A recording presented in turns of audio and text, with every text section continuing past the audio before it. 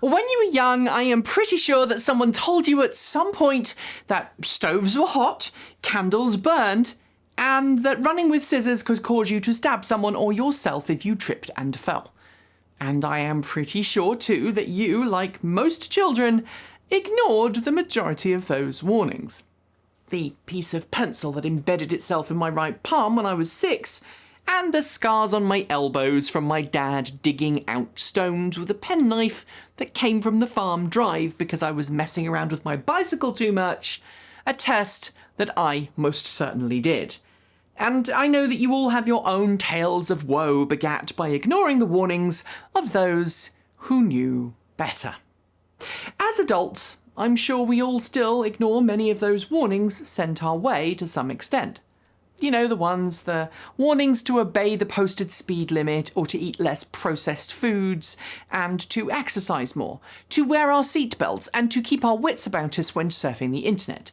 Sure, we may obey those ones, I at least try to, but there are others that we as a society have been willfully ignoring.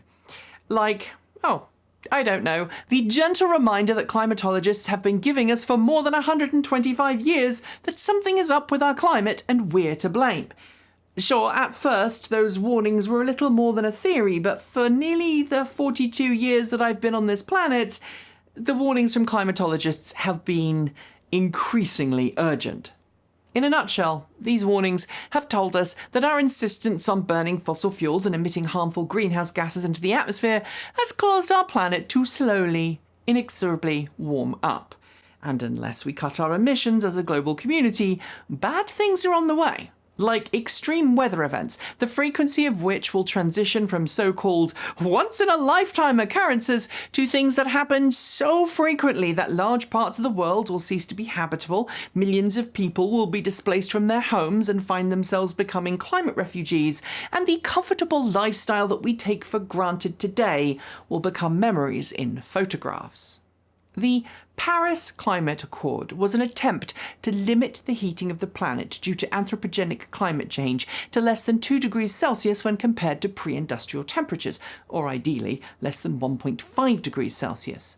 It did this by asking governments of the world to commit to making drastic and sweeping systemic changes to their national emissions targets. Targets, by the way, which were, to all intents and purposes, arbitrarily chosen by each signatory nation. In fact, while each nation is still required to set those targets, they're not technically legally binding. And of course, for as long as and I suspect most of you can remember, the IPCC, that's the Intergovernmental Panel on Climate Change, a United Nations group of 200 or so leading climate scientists who regularly publish reports on the current and future effects of anthropogenic climate change, have been warning us with increasing urgency that time is running out. That without urgent action, we won't hit the Paris Climate Accord targets, or in fact, be able to stop the planet from entering into a phase of its history where life as we know it on Earth will not be sustainable. Earlier this week, the IPCC published its largest and most comprehensive report to date, containing the information from over 14,000 peer-reviewed scientific papers. Its prognosis for us humans is grim. Gone are the warnings of what could or might happen if we don't act, and in their place, a foreshadowing of what is likely to happen, as well as recommendations for what we can and should do now, immediately, to minimise the horror of what future generations will have to face. This report details that we humans have already caused significant damage to our small blue dot in the unfashionable western spiral arm of the galaxy. The actions of humans has already caused approximately 1 degree Celsius of global warming compared to pre-industrial levels. Worse, it states, with a high degree of confidence, backed by all of those scientific papers, global warming will reach 1.5 degrees of warming above pre-industrial levels as soon as 2030. And no, today we are not going to be debating if anthropogenic climate change is a thing, because this report squarely and irrefutably lays that particular argument to rest. Again.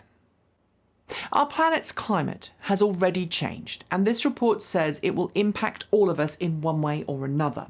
Sea levels will rise, glaciers are and will continue to melt and collapse, faster in fact in many cases than previously predicted, and millions of people who live in low-lying areas of the world will find their homes consumed by the sea. Global temperatures are rising faster than originally predicted too, and every single region of the world is set to face accelerated climate change. Further, because our planet's ecosystems are a little bit like that pot of boiling water on your stove, we've got to the point where it's going to take some time for the Earth to react to us changing our ways, even if we do it today. In other words, things are going to continue to simmer for a while, even if you turn the heat off now. We will see permafrost thawing amplified, and we will see the loss of glaciers that are hundreds of thousands of years old. The ocean will become more acidic and oxygen levels will drop, which will threaten sensitive oceanic ecosystems, as well as the lives and the livelihoods of those who rely on the sea to survive. Simply put, how you experience the effects of anthropogenic climate change will vary depending on where you live in the world. Here in the Pacific Northwest of the US, we've been seeing unusually high temperatures caused by heat domes as the usual Pacific Ocean weather patterns that keep us cool break down. And in parts of Europe, specifically my home country of the UK, the breakdown of the Gulf Stream is already causing extreme swings in temperatures between summer and winter weather, not the temperate, pleasant environment of my youth. If you read this report, and you should, because while it's pretty long, I can't detail everything here comprehensively, you are probably feeling like a lot of the team here at the channel, that everything is pointless and, well, we're screwed. But there was a ray of light in the report, namely that while it's too late to stop the effects of anthropogenic climate change having a dramatic impact on the lives of most people on the planet, there is still time to make dramatic changes to the way we all live and the way that governments and corporations run in order to minimize just how bad really gets. So today, I'm going to try and detail some of the things you can do now to affect your own world, affect the governments of the nations you live in, and how you can share the urgency of the situation with people who, to this point, have maintained that climate change is just some kind of Chinese Jewish gay space laser hoax. And yes, I know, I just took 2 pages of scripts to get to what's in the video. But you know, if long essay introductions are good enough for my wife's second favourite lesbian on TV, then it's good enough for me. The urgency of the report isn't something you can or should ignore. The planet will continue to be just fine, of course, whatever happens, but we humans, and plenty of other life we are used to, will not. While we can't stop the effects of anthropogenic climate change from being felt, we can and should lessen their impact by acting. And this starts today with everyone. First, and I know it sounds like I'm preaching to the choir, we need to stop using fossil fuels for heating our homes, generating electricity, and our transportation. And that means hitting something we call net zero, the point at which we achieve net zero emissions in everything we do within the next decade or two. Net zero doesn't necessarily mean completely zero emission, but rather being as close to zero emissions with everything that's possible to be zero emission with, and then negating the effects of things that currently do and will continue to create carbon emissions by offsetting them with activities that capture an equivalent amount of carbon from the atmosphere. In our world, the world of cleaner, greener, safer and smarter transportation, this means avoiding using fossil fuel vehicles and seeking alternatives instead. Of course, that means making your next car an electric one instead of an internal combustion engine one. That alone will make a dramatic difference to your own personal carbon footprint, especially if you're lucky enough to be able to charge that car at home using renewable energy that you've generated on the roof of your home or that you've purchased by a local utility company. But, and this is a big but, making any new car creates carbon emissions, and while many automakers are now committing to making their production lines net zero emission, it is super important to remember that you really should not be swapping your vehicle out every few years. Let's not kid ourselves. There's something of a social cachet in most modern societies to owning the latest and greatest car. Switching your car out every few years has been treated by many as a way of showing your social status, and keeping a car for 5 years or more has been seen by some in society as a less desirable thing. Even Tesla has engaged in encouraging existing owners to upgrade their cars every 2 or 3 years to the new hotness. Yet we all need to stop doing that where absolutely possible. Sure, people's needs change over time, and switching out for a genuine reason like, I need a bigger car because I've got a baby on the way, is very different to, oh, but this new car will park itself. That mentality also needs to apply to gadgets and pretty much every other high-value item in our lives that requires a lot of resources to produce.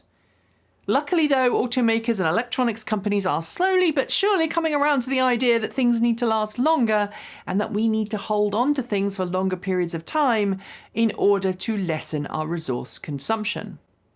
Over-the-air updates and software updates in general will certainly help that, and buying a car with an over-the-air software update system could lessen your itch to buy that new hotness.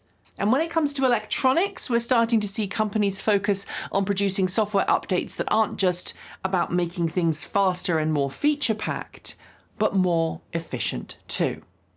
But I've digressed. Let's get back to EVs and transportation in general.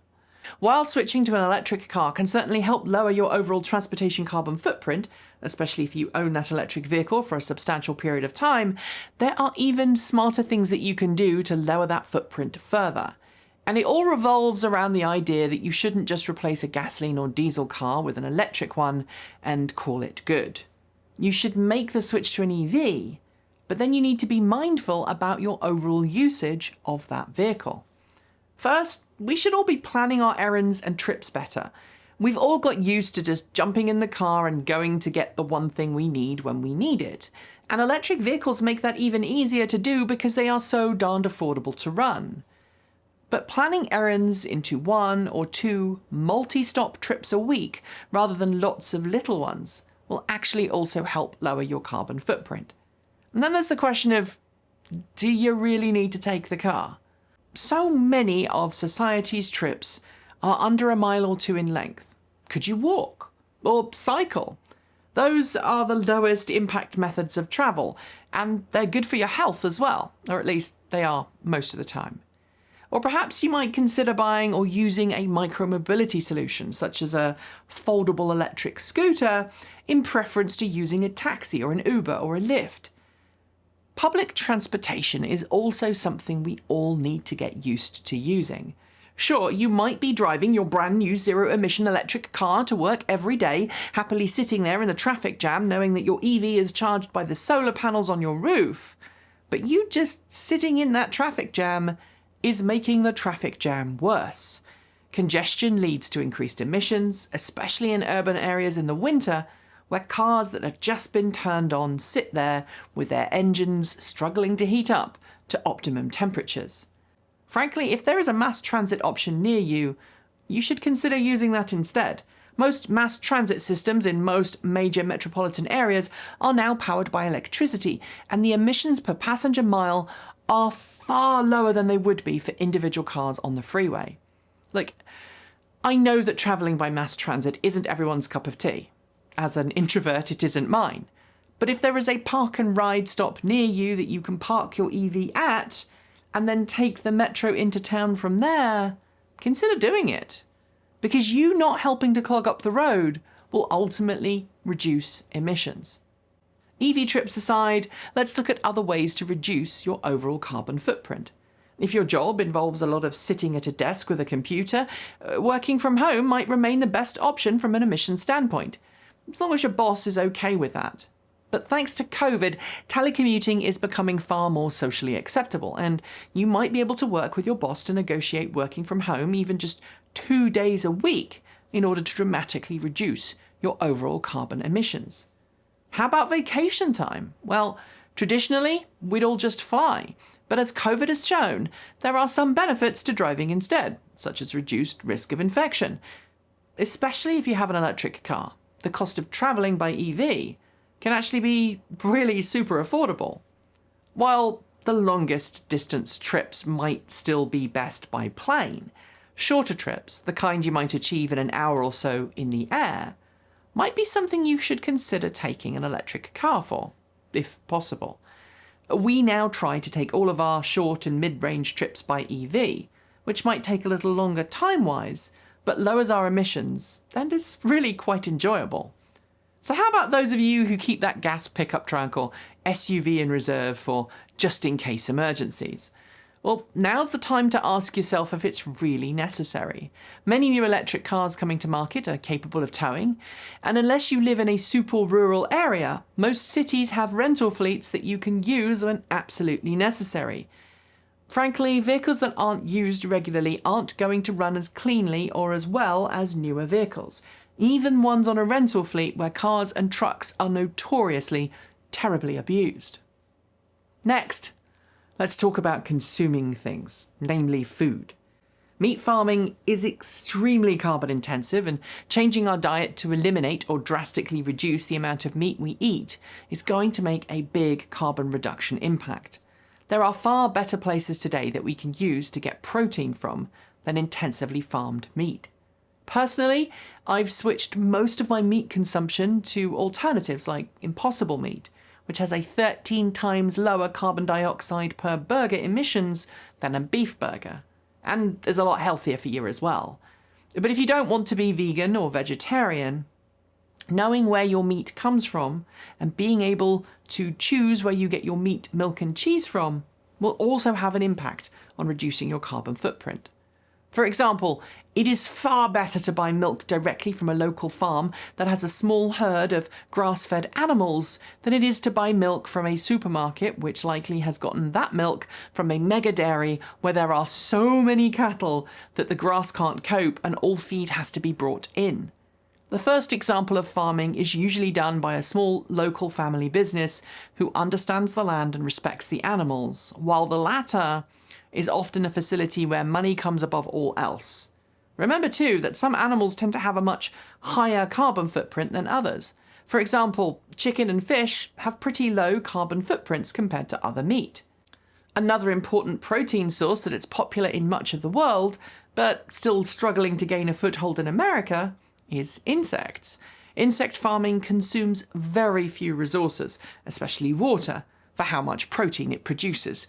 I know the idea of eating insects, even the ones that are honestly quite tasty, isn't palatable to many of you, but it is normal in most of the world and can be a huge way to reduce resource consumption in our food supply chain. One way that I'm working to lower my own carbon footprint at my home is to have a small flock of chickens. They are fed on scraps from our kitchen, locally produced feed, and garden produce, and they provide a good, low-emission source of high-protein eggs. I know my chickens are very healthy, have a good life, and they are nothing like the chickens found in the majority of mass-production farming facilities around the world. To vegetables and other foodstuffs. We've gotten used to being able to buying things wherever and whenever we want them, regardless of if they're in season or not. And while it is nice to be able to have tomatoes in December in the Northern Hemisphere, those tomatoes are likely shipped from thousands of miles away or grown in facilities that require a lot of excess heating. So get used to looking at labels and get used to what grows where and when. It's taken us some time to get used to this, but in winter, I've switched to using root vegetables, sourced either from my local farm store or my own garden, in order to prepare food. While not everyone has a garden and not everyone has access to a farm store, knowing what grows at what time of year should help ensure that you're not buying produce that has flown halfway around the world. And while I'm at it, try to reduce the amount of heavily processed food you buy. It might be easy food, but heavily processed foods always have a far higher carbon footprint than just buying raw ingredients.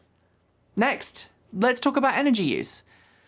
I know that I am one to talk because I run a company at my home and there are servers here that make my home electricity bill horrendous.